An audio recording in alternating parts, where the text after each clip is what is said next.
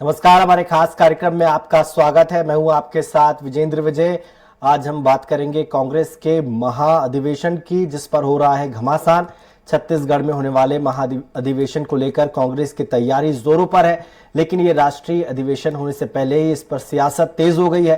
कांग्रेस जहां इस अधिवेशन का छत्तीसगढ़ में होना सौभाग्य बता रही है, वहीं दूसरी तरफ बीजेपी कांग्रेस के इस राष्ट्रीय महाअधिवेशन को घोषणा पत्र के वादों से प्रदेश की जनता को भटकाने का तरीका बता रही है। देखिए रिपोर्ट।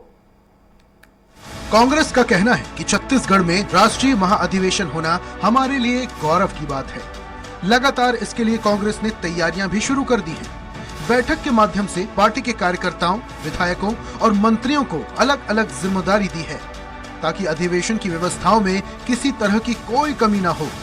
साथ ही कांग्रेस का कहना है कि इस अधिवेशन में लगभग 12,000 डेलीगेट्स शामिल होंगे। हमें मालूम है कि अच्छे जोर के साथ तैयारियां हो रही हैं और पूरे देश भर से 12,000 तकरीबन डेलीगेट्स सेशन को अटेंड करेंगे। उसमें सभी प्रदेशों के जो सदस्य हैं प्रदेश कांग्रेस कमेटी के, वो और कुछ मेहमान भी होते हैं। सभी मिला के 24, 25, 26 का ये सेशन यहाँ चलेगा। वहीं दूसरी ओर कांग्रेस के इस अधिवेशन को लेकर भारतीय जनता पार्टी अलग ही बयानबाजी करती नजर आ रही है। भाजपा के पूर्व मंत्री केदार कश्यप का कहना है कि इस सरकार में लगातार अपराध बढ़े हैं और ऐसे में कांग्रेस महाधिवेशन के माध्यम से गंगा जल हाथ में लेकर किए गए वादों से जनता का ध्यान भटकाने की कोशिश कर रही है। उन्होंने आगे कहा कि चुनावी वर्ष में कांग्रेस कितनी भी कोशिश कर ले, कितने भी अधिवेशन कर ले, जनता आपको छोड़ने वाली नहीं है। छत्तीसगढ़ प्रदेश में कांग्रेस पार्टी ने जिस तरीके से यहाँ के लोगों को छलने का काम किया है, बड़ी बड़ी घोषणाएं की थी, गंगा जल को हाथ में लिया था, आज वो यहाँ पर उस सारी बातों को भूल चुके हैं। पूरे प्रदेश को इन लोगों ने माफिया राज में तब्दील कर दिया है। फिलहाल कांग्रेस इस राष्ट्रीय अधिवेशन का छत्तीसगढ़ में होना सौभाग्य मान रही है, लेकिन भाजपा इस महाअधिवेशन को मुद्दे से भटकाने का तरीका बता रही है। कुल मिलाकर देखने वाली बात ये होगी कि आखिरकार कांग्रेस की इस राष्ट्रीय अधिवेशन का कितना और कैसा असर प्रदेश कांग्रेस की समीकरण पर पड़ता है। रायपुर से स्वराज एक्सप्रेस के लिए हेमंत शर्मा की रिपोर्ट। इस मसले पर चर्चा के लिए हमारे साथ खास मेहमान मौजूद रहेंगे। आपको बता दें, अमित श्रीवास्तव हमारे साथ रहेंगे, कांग्रेस नेता श्रीचंद सुंदरानी जी हमारे साथ जुड़ गए हैं, बीजेपी नेता कौशल स्वर्णबेर हमारे साथ होंगे, वरिष्ठ पत्रकार। सबसे पहले स्वागत करना चाहूंगा मैं, हमारे गेस्ट बीजेपी से है श्रीचंद सुंदरानी जी, पूर्व विधायक है छत्तीसगढ़ के। सुंदरानी जी, आपकी पार्टी कह रही है कि मुद्दों से भटकाने के लिए इस महाअधिवेशन का आयोजन किया जा रहा है, लेकिन सर ये उनकी पार्टी का आंतरिक मसला है। अधिवेशन करना ना करना, इसमें राजनीति की क्या बात हो गई?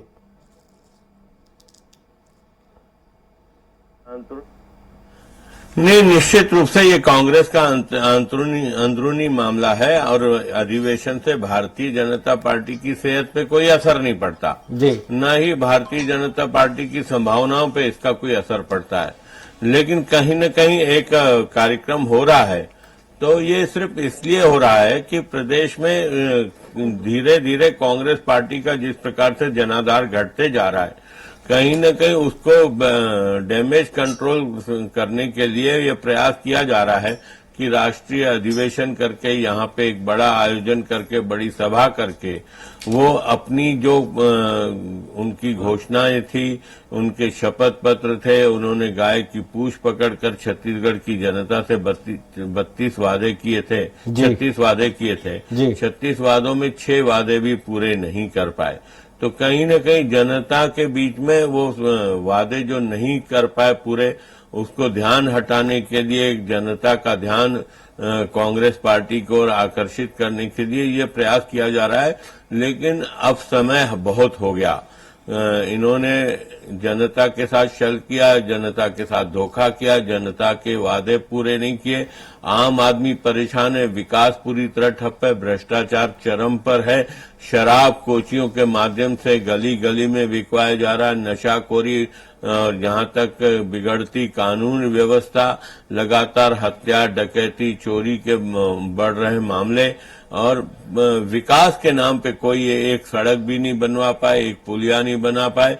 ये कोई विकास का काम नहीं कर पाए। ये सिर्फ लोगों को भुलावे में रखने वाली बात करते हैं, बयानबाजी तक सीमित है और हर समय में मोदी जी को, केंद्र की सरकार को कटघरे में खड़ा करने का प्रयास करते हैं, जबकि वास्तविकता यह है कि जितना पैसा दिल्ली से आ रहा है उतना ही काम छत्तीसगढ़ में हो रहा है। चाहे शहरों में सौंदर्यीकरण की बात हो, वो भी पर सुंदरानी जी, भूपेश सरकार तो कहती है कि आप उनका हक मार रहे हैं, केंद्र सरकार उनको पैसा नहीं दे रही है उनके हक का।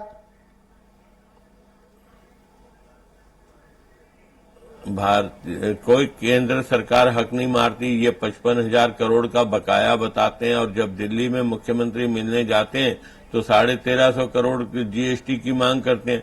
तो जीएसटी का पैसा तो रेगुलर आ रहा है, एक महीना लेट आता है, क्योंकि वो जीएसटी का कलेक्शन और वो डिस्ट्रीब्यूशन की एक प्रक्रिया होती है सभी राज्यों के साथ। ऐसा कहीं नहीं हुआ कि छत्तीसगढ़ के साथ अलग व्यवहार किया गया हो, मध्य प्रदेश के साथ या महाराष्ट्र के साथ अलग व्यवहार किया गया हो। पूरे देश भर के सभी राज्यों के साथ जिस प्रकार का व्यवहार होता है वैसा छत्तीसगढ़ के साथ होता है। ये सिर्फ स्टंट और पब्लिसिटी पाने का तरीका और अपनी विफलताओं को छुपाने का तरीका भूपेश बघेल सरकार का है।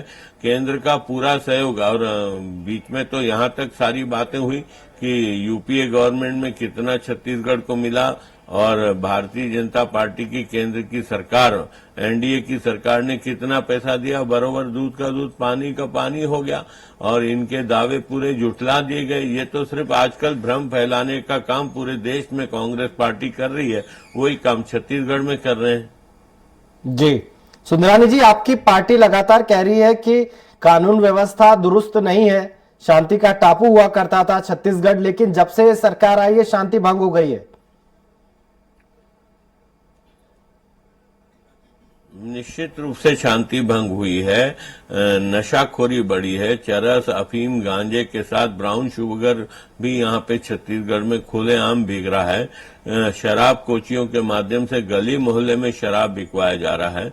भ्रष्टाचार का दलदल में फंसी यह सरकार है पूरी तरह से। आपने देखा पिछले दिनों ईडी की कार्रवाई में किस प्रकार बड़े बड़े अधिकारी गिरफ्त में आए और बहुत सारे लोगों के नाम ईडी के इसमें है।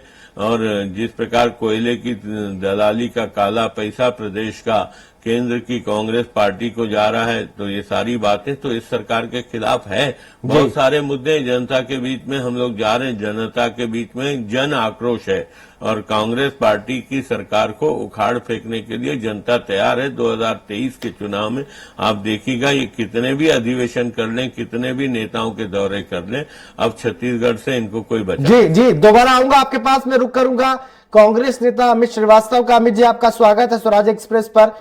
आप लोग खुश हो रहे हैं कि आपको सौभाग्य मिला है महाअधिवेशन की मेजबानी करने का, लेकिन बीजेपी के नेता तो कहते हैं कि छत्तीसगढ़ सरकार है वो एटीएम की तरह यूज करती है कांग्रेस पार्टी छत्तीसगढ़ सरकार को। खसोट किया, जल जंगल जमीन के रखवालों के साथ जिन्होंने अन्याय किया, जिसको छत्तीसगढ़ की जनता ने, कहते हैं ना लोकतंत्र की यही तो खूबसूरती है, this is the beauty of our democracy Vijender ji, कि जनता अपने मताधिकार के प्रयोग से सबक सिखा देती है नेताओं को। 15 साल 22 साल 14 सीटों में लाके जनता ने छोड़ा इनको। क्यों? क्योंकि जनता को इनका काम पसंद नहीं आया। मैंने जैसे कहा, करारे नोटों की वो राजनीति खेला करते थे और ये भ्रष्टाचारी पुतले जो इनके समय में थे, निश्चित तौर पे जनता ने उनको सबक भी सिखाया। रही बात, तो हमारे लिए बड़ा गर्व का विषय है, सौभाग्य का विषय है, हम कांग्रेस पार्टी के कार्यकर्ता हैं और अगर हमारे छत्तीसगढ़ प्रदेश में जो कहा सभी कहते हैं छत्तीसगढ़िया सबले बढ़िया, यहाँ की रीति संस्कृति सभ्यता, यहाँ का व्यंजन, यहाँ का खान पान, जब हमारे पूरे देश से आए कांग्रेसी साथी पत्रकार बंधु जब सब उसका व्यंजन का लाभ लेंगे, छत्तीसगढ़ को समझेंगे, छत्तीसगढ़ जितना खूबसूरत है लोगों को जाके बताएंगे, मुझे लगता है कि हमारा छत्तीसगढ़ और लोगों के बीच में पॉपुलर होगा। और निश्चित तौर पे एक एक हम हमारे पार्टी के जो हम हमेशा कहते हैं इस बात को कि हमारी पार्टी की आन बान शान और हमारी पार्टी के जो प्राण है हमारे कार्यकर्ता, पूरे देश से हमारे नेतागण और कार्यकर्ता का नार है। और एक महत्वपूर्ण विषय मैं आपके माध्यम से शेयर करना चाहता हूँ, आपका चैनल बड़ा लोकप्रिय चैनल है जी, कि जो छत्तीसगढ़ मॉडल पूरे देश में पसंद किया जा रहा है, जो 68 सीट हम जीते थे, जनता का प्यार और आशीर्वाद और विश्वास हमें प्राप्त हुआ था जी, और अब हम 71 पे हैं। 5 उपचुनाव हमने यहाँ पर जीता। 10 मेयर हमारे इको हो रही है, आवाज इको हो रही है जी, इसको दुरुस्त करवाते हैं सर। जी देखिए, जिस प्रकार से 10 के 10 महापौर हमारे बने, पंचायत चुनाव में हमें जीत मिल रही है, छत्तीसगढ़ मॉडल पूरे देश में पसंद किया जा रहा है, यहाँ की योजनाओं को पसंद किया जा रहा है।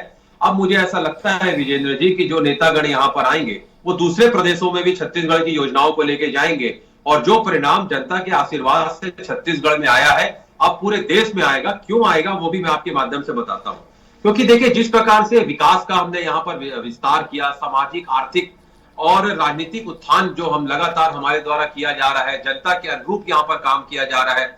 जनता जिस योजनाओं को चाहती है हमने उनको उनकी इच्छा से और उनके जो जिस प्रकार से जनता चाहती थी कि अंतिम पंक्ति में बैठे हुए अंतिम व्यक्ति तक को सरकारी योजनाओं का लाभ मिले, हम वो सारी योजनाओं को लेके काम कर रहे हैं। और मुझे लगता है कि हमारी सरकार की कार्यशैली, कार्य पद्धति और हमारी जो जिम्मेदारी और जवाबदारी जो जनता ने हमें दिया था, निश्चित तौर पे हम वहां पर खरे उतर रहे हैं। और हमें लगता है कि छत्तीसगढ़ की 2 करोड़ 80 लाख की जनता की आंखों की चमक ये बताती है कि जो यहाँ पर महासम्मेलन, हमारा कांग्रेस का महाधिवेशन होने जा रहा है, यहाँ की योजनाएं पूरे भारतवर्ष में अब उसकी गूंज होंगी और निश्चित तौर पे और भी प्रदेशों में हम परचम लहराएंगे।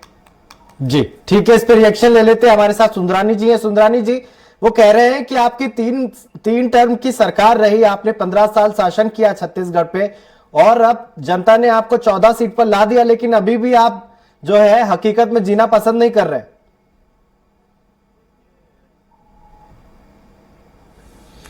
देखिए, निश्चित रूप से मैं आपको बताऊं कि 14 सीट पे हम आए, हमको कहने में कोई संकोच नहीं। 15 साल की हमारी सरकार थी और इन्होंने जिस प्रकार से विजेंद्र जी घोषणा पत्र जारी किया, बहुत सारे लोग लुभावनी बातें रखी। 36 वादे जो इन्होंने किए थे वो ऐसे वादे थे जो कभी पूरे नहीं किए जा सकते थे, लेकिन जनता ने इनके ऊपर भरोसा किया और ये एक्सीडेंटल सरकार के रूप में छत्तीसगढ़ में कांग्रेस की सरकार बनी। वो झूठे नारे, झूठे वादों के आधार पे बनी। और जहां तक भारतीय जनता पार्टी का सवाल है, आज याद कर रहे हैं लोग 15 साल के डॉक्टर रमन सिंह जी के कार्यकाल को, जिस प्रकार छत्तीसगढ़ के उत्थान के लिए, छत्तीसगढ़ के विकास के लिए, और आज जिस किसानों की बात करते हैं, किसानों को आज अगर राहत मिल रही है तो कहीं न कहीं भारतीय जनता पार्टी की 15 साल की रमन सिंह जी की सरकार में जिस प्रकार से पैदावार बढ़ाने के लिए, किसानों की आय को बढ़ाने का काम जो किया, वो कहीं न कहीं वही एक कारण है कि लगातार पैदावार छत्तीसगढ़ में धान की बढ़ रही है। और धान भी खरीद रहे हैं तो केंद्र के पैसे से तो खरीद रहे हैं, कौन सा इन्होंने अपने पैसे से खरीदा है। आज चावल केंद्र सरकार ले रही है, 55 लाख मैट्रिक टन चावल खरीद रही है, तो ये धान तभी तो न खरीद पाएगी क्योंकि केंद्र सरकार इनसे चावल के रूप में खरीदा जा रहा है। ठीक है, और जहां तक बात है सुंदरानी जी, मैं आऊंगा दोबारा आपके पास, रुक करूंगा कौशल जी का। कौशल जी, तो आपको क्या लगता है महाधिवेशन पर जो बीजेपी का स्टैंड है? बीजेपी कह रही है कि ये मुद्दों से भटकाने के लिए इसका आयोजन किया जा रहा है। दूसरी तरफ जो राज्य की कांग्रेस का जो संगठन है वो कह रहा है हमारे लिए सौभाग्य की बात है। आप कैसे देखते हैं इसको?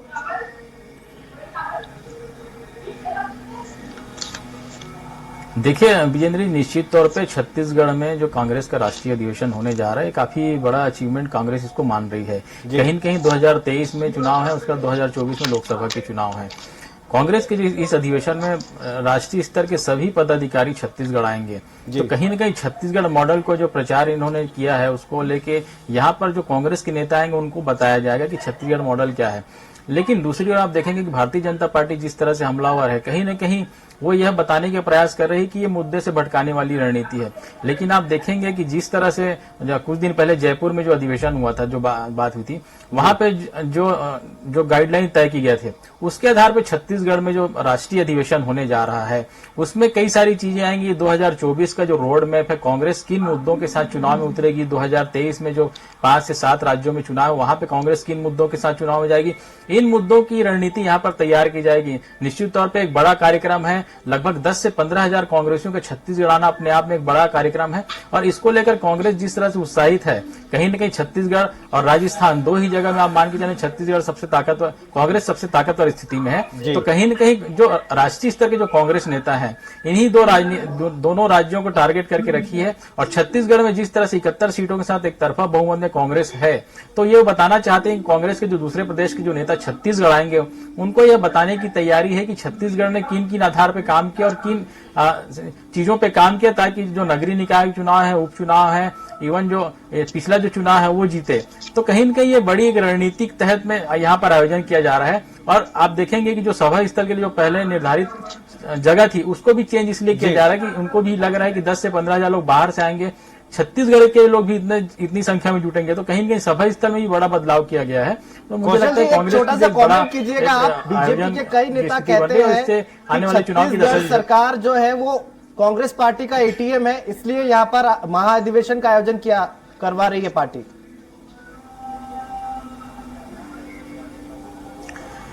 देखिए, विपक्ष में जो सरकार रहती है उनका आरोप लगाना दायित्व होता है।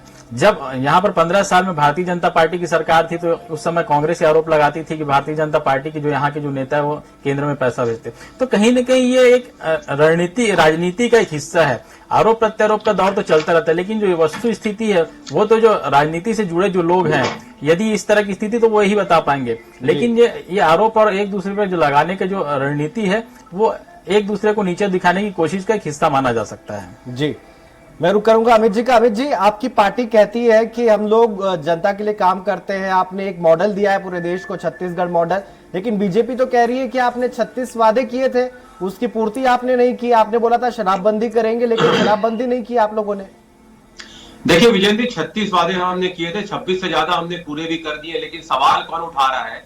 3, 8 और 13 में जिन्होंने एक भी वादे पूरे नहीं किए, तो उनको तो नैतिकता के नाते प्रश्न उठाने का भी अधिकार नहीं है। लेकिन हम चाहते हैं कि लोकतंत्र में विपक्ष मजबूत होना चाहिए और मैं इसीलिए हमेशा कहता हूं कि this is the beauty of our democracy, कि लोकतंत्र में, लोकशाही में जो विपक्ष होता है उसका मजबूत होना अति आवश्यक है। लेकिन मुझे ऐसा लगता है कि लगातार अगर आप देखेंगे तो अब तो छत्तीसगढ़ में जो हमने एक नारा दिया है कि गढ़बो नवा छत्तीसगढ़, और गढ़बो नवा छत्तीसगढ़ के सपने को साकार करने के लिए हमने छत्तीसगढ़ के प्रदेश की आंतरिक क्षमताओं के साथ प्राकृतिक संसाधनों का भी उपयोग हमने किया और कृषि के साथ साथ अगर आप देखेंगे विजेंद्र जी तो लघु वनोपज के संरक्षण और व्यवसाय से जुड़े जो दूरस्थ अंचल में जो लोग निवासरत है उनकी आय में कैसे वृद्धि हो सके। इनके समय में 7 वनोपज खरीदी जाती थी, हमारे समय में 65 से ज्यादा। तो ऐसा माहौल हमने बनाया कि विकास की अविरल धारा यहाँ पर बह रही है और अब तो हम छत्तीसगढ़ की जनता के लिए पिछले 4.5 सालों में टेस्टेड और ट्रस्टेड दोनों हो चुके हैं। और मुझे लगता है कि जो हमारे नेता भूपेश बघेल जी और कांग्रेस की सरकार ने यहाँ पर काम किया है, विपक्ष के पास कोई मुद्दा बचा नहीं है और विपक्ष पूरे तरीके से मुद्दा विहीन हो गया है। और शायद मैं इसीलिए कहता हूं कि हम आ भी भरेंगे तो ये करेंगे बदनाम और ये कत्ल भी करेंगे तो उसकी चर्चाएं नहीं करते, क्योंकि 15 साल की करारे नोटों की जो राजनीति कमीशनबाजी इस प्रदेश में इन्होंने की है, जनता ने सारी चीजों को देखा था और अपने मताधिकार के प्रयोग से इनको जवाब भी दिया। पर अभी जी तो कह रहे माफिया राज चल रहा है आपकी सरकार के रहते। सुंदरानी जी कह रहे हैं विपक्ष क्या कर रहा है? अगर माफिया राज चल रहा है तो विपक्ष क्या कर रहा है कि धरना प्रदर्शन आंदोलन आपने नहीं किया, मतलब आप सिर्फ टीवी में आके, मैं इसलिए कहता हूं कि साहिब की सियासत का इतना सा फसाना है विजेंद्र जी, साहिब की सियासत का इतना सा फसाना है, बस्ती भी जलाना है और इनके प्रवक्ताओं को आके चैनल भी मातम बनाना है, चैनल में मातम भी बनाना है। मतलब आपने कुछ किया नहीं। अगर हम गलत कर रहे थे आप जनता के बीच में जाइए, जनता जनार्दन है, जनता फैसला कर देगी। लेकिन हमने ऐसा कुछ किया नहीं। इन्होंने क्या, ये सिर्फ हवेबाजी में बात करते हैं, 2 कामों में बहुत माहिर होते हैं बीजेपी के नेता। आधे समय सच को छुपाते हैं विजेंद्र जी, आधे समय झूठ को फैलाते हैं। वही काम बीजेपी के नेता लगातार कर रहे हैं। छत्तीसगढ़ की जनता लगातार 4.5 सालों से उनको जवाब दे रही है और आगे भी इनको ऐसे ही माकूल जवाब छत्तीसगढ़ की जनता निरंतर देते रहेगी। ठीक है, मैं इस पर रिएक्शन ले लेते हैं। सुंदरानी जी, अमित जी कह रहे हैं कि आप लोग झूठ फैलाते हैं और मातम, झूठा मातम लोगों के बीच में लेकर जाते हैं, लेकिन आपके एक मंत्री रहे पूर्व, वो कह रहे थे कि चला चली की बेला में सरकार है। 5 बार उपचुनाव हुए, आप हर चुनाव हार गए और फिर भी आप ये मानने को तैयार नहीं है कि सरकार मजबूत स्थिति में है। मुंगेरी लाल के सपने कोई भी देख सकता है विजेंद्र जी, फ्री है जी। उसमें सुंदरानी जी, जीएसटी नहीं लगता। देखिए मैन्युपुलेशन से उपचुनाव जीतना, मैन्युपुलेशन से उपचुनाव गलत जीतना, बात। और कहीं न कहीं जनता को भी ये लगता था कि उपचुनाव में कि एक पार्टी की सरकार है और जिस पार्टी की सरकार है प्राय उस पार्टी के ही उपचुनाव उन्हीं के होते हैं, क्योंकि उनको ऐसा लगता है कि सरकार में बैठे लोग हैं, कहीं ये जिले की घोषणा करते हैं, कहीं तहसील की घोषणा करते हैं, बड़ी बड़ी घोषणा। मैं एक बात छत्तीसगढ़ मॉडल पे एक बात कहना चाहूंगा विजेंद्र जी, ये बहुत हल्ला मचाते हैं छत्तीसगढ़ मॉडल का। एक्चुअल में छत्तीसगढ़ मॉडल नहीं, छत्तीसगढ़ एटीएम है। ये जाते हैं उत्तराखंड में, छत्तीसगढ़ मॉडल की बात करते हैं, भूपेश बघेल जी वहां चुनाव में जाते हैं, वहां पे बुरी तरह हार जाते हैं। असम में जाते हैं, असम हार जाते हैं। वहीं छत्तीसगढ़ मॉडल की बात इन्होंने असम में की, वहां चुनाव हार गए। इसके बाद अगर गोवा की बात करें, गोवा में छत्तीसगढ़ मॉडल की इन्होंने चमकाने की कोशिश की, लेकिन वहां पे फेल हो गए। सिर्फ इसलिए वहां पे इनको महत्व दिया जाता है कि यहाँ से छत्तीसगढ़ से एटीएम के रूप में चुनाव के खर्च उठाने का उनको अवसर मिलता है, इसलिए वो छत्तीसगढ़ मॉडल को सुंदरानी जी, हिमाचल का भी जिक्र कीजिए। वहां जाके सुंदरानी जी, हिमाचल का जिक्र कीजिए। हिमाचल भूल गए आप, हिमाचल की भी बात कर लीजिए प्लीज। देखिए नहीं, अभी गुजरात का भी जिक्र करूंगा और हिमाचल निश्चित रूप से। हिमाचल में एक रिवाज है कि एक बार एक पार्टी की सरकार, दूसरी बार दूसरी पार्टी की सरकार, लेकिन गुजरात में तो 5 चुनाव लगातार हार रहे हैं और इस बार तो गुजरात में छत्तीसगढ़ मॉडल और गोबर और यहाँ का धान का मुद्दा वहां पे खूब जोरों से इन्होंने चलाया, लेकिन जनता ने इनके स्वीकार नहीं किया। कांग्रेस पार्टी के नेता जरूर स्वीकार कर लेते हैं छत्तीसगढ़ मॉडल को, क्योंकि छत्तीसगढ़ से एटीएम के रूप में उनको भारी भरकम पैसा चुनाव लड़ने के लिए मिल जाता है।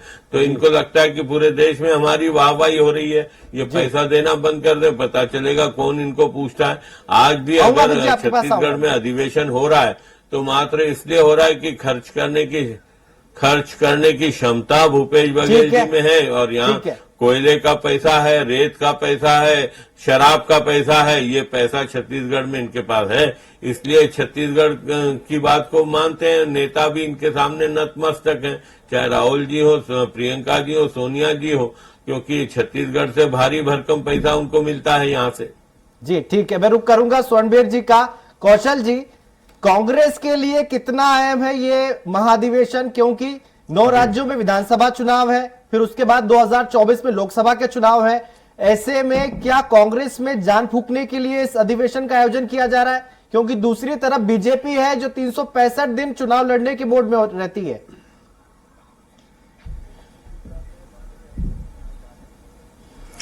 देखिए, निश्चित तौर पे मैंने जैसे अभी पहले कहा था कि पिछले साल जो जयपुर में जो अधिवेशन हुआ था उसमें कई सारी बातें निकली थी। उन बातों को लेकर इस बार जो राष्ट्रीय अधिवेशन होगा उनमें बातें रखी जाएंगी। और जो 2024 का जो रोड मैप है, किन मुद्दों के साथ केंद्र में जो सरकार है उसके खिलाफ कांग्रेस पार्टी चुनाव में जाएगी, और छत्तीसगढ़ के अलावा जिन राज्यों में चुनाव है वहां किन मुद्दों के साथ चुनाव में कांग्रेस पार्टी जाएगी, इसकी एक रणनीति तैयार की जाएगी। यहाँ पर जो 3 दिन के अधिवेशन होने वाले हैं, उसके अलावा जो कई सारी जिम्मेदारियां तय की जाएंगी कि जो चुनावी जो राज्य हैं वहां पर किस तरह से दशा दिशा तय की जाएगी, किस तरह प्रचार का जो अभियान वो चलाया जाएगा, किस तरह का जो रोड मैप वो बनाया जाएगा, बूथ स्तर तक कांग्रेस को कैसे मजबूत किया जाएगा। क्योंकि कहीं न कहीं जो बूथ स्तर जो कमेटियां जो बनी है, कांग्रेस ने पिछले चुनाव से काफी अच्छा काम किया है कि जो बूथ स्तर तक के जो पदाधिकारी हैं उन तक पहुंचने की कोशिश कांग्रेस ने छत्तीसगढ़ में की है। और यही बूथ मैनेजमेंट को कांग्रेस के जो दूसरे राज्यों के जो नेता आ रहे हैं उनको बताया जाएगा कि बूथ मैनेजमेंट किस तरह किया जाना है, बूथ के जो पदाधिकारी उनको उन तक कैसे पहुंचना है। तो कहीं न कहीं जो आने वाला जो चुनाव है 2023 का और 2024 का, इन दोनों चुनाव का रोड मैप छत्तीसगढ़ में तैयार होगा। 23, 24, 25, 26 जो 3 दिन का जो राष्ट्रीय अधिवेशन है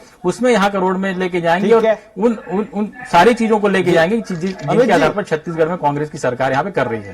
23 और 24 का किला आपकी पार्टी कैसे फतह करेगी? क्योंकि सिर्फ 3 राज्यों में आपकी सरकार है, खुद के बूते, एक है उसमें राजस्थान, दूसरा है आपका खुद का छत्तीसगढ़, तीसरा है हिमाचल। ये आप 3 राज्यों के भरोसे क्या पूरा देश जीतने जाएंगे? देखिए, अगर आदमी में हौसला हो, ताकत हो, हिम्मत हो और लगातार, मैं आपको बता दूं कि हमारे पास तो पार्टी का गौरवपूर्ण इतिहास है आजादी दिलाने का, और आज भी गांव-गांव में यूपी अगर आप देखेंगे साउथ में बीजेपी नहीं है, लेकिन आज भी साउथ में गांव गांव में कार्यकर्ता कांग्रेस के हैं। कांग्रेस सबसे बड़ी पार्टी आज भी है। और आपको मैं बता दूं कि लगातार मैंने कहा ना, हमारी पार्टी की आन बान शान और हमारे पार्टी के प्राण हमारे कार्यकर्ता हमारे साथ हैं।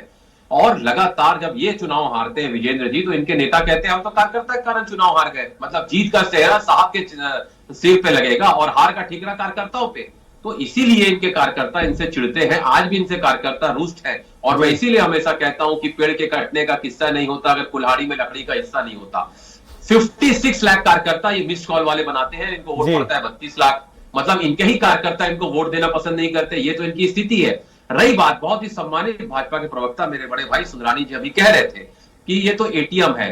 15 साल तो इन्होंने यहां पर सरकार चलाई है, मतलब इनको पता है कि एटीएम कैसे बना जाता है।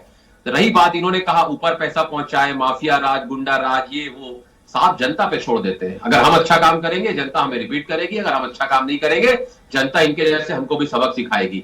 मैं एक ही चीज आपके माध्यम से कहता हूं, अगर हम अच्छा काम कर रहे हैं तो सिर्फ विरोध के करने के लिए उसका विरोध मत करिए। अगर हम अच्छा काम कर रहे हैं तो खुले दिल से उसका स्वागत करिए। यही स्वस्थ लोकतंत्र की रीति और नीति होनी चाहिए।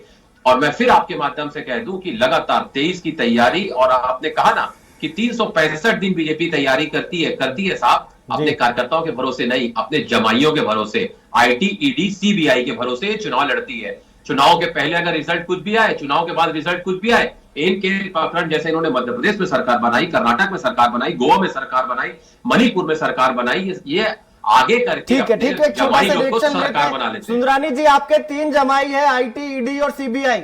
श्रीवास्तव जी कह रहे हैं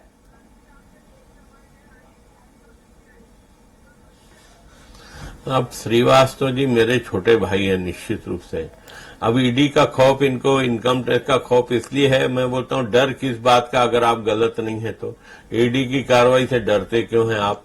डरते इसलिए हो कि आपने इतने काले पीले आपकी सरकार ने कर दिए हैं कि अब उसको बचाने के लिए आपको ईडी को ही निशाना बना रहे हैं, आप इनकम टैक्स को निशाना बना रहे हैं, सीबीआई को निशाना बना रहे हैं। और कहीं भी दुरुपयोग हो रहा है तो आपके यहाँ रेड खाली हो जाना चाहिए ना। कोई रेड में माल नहीं मिलना चाहिए, न जमीनों के दस्तावेज नहीं मिलने चाहिए, कैश पैसे नहीं मिलने चाहिए। चार कहीं न कहीं शिकंजे में है। जी, आप तीनों मेहमानों का बहुत बहुत शुक्रिया। हमारे साथ जुड़े थे कांग्रेस पार्टी से अमित श्रीवास्तव जी, कौशल स्वर्णबेर हमारे साथ वरिष्ठ पत्रकार जुड़े हुए थे, आपका भी बहुत बहुत शुक्रिया। श्रीचंद सुंदरानी जी, आपका भी बहुत बहुत शुक्रिया। आपको बता दें, हम चर्चा कर रहे थे महाधिवेशन पर। कांग्रेस के महाधिवेशन के जरिए 2023 में होने वाले कई राज्यों के विधानसभा चुनाव और 2024 के आम चुनाव की रणनीति तैयार करेगी कांग्रेस पार्टी। तो वहीं बीजेपी मुद्दों से ध्यान भटकाने की कोशिश के तौर पर देख रही है, लेकिन ये पब्लिक है, सब जानती है। जिस दिन वोटिंग होगी जनता दूध का दूध और पानी का पानी कर देगी। खैर, आज के लिए इतना ही। तमाम खबरों के लिए देखते रहिए स्वराज एक्सप्रेस। नमस्कार।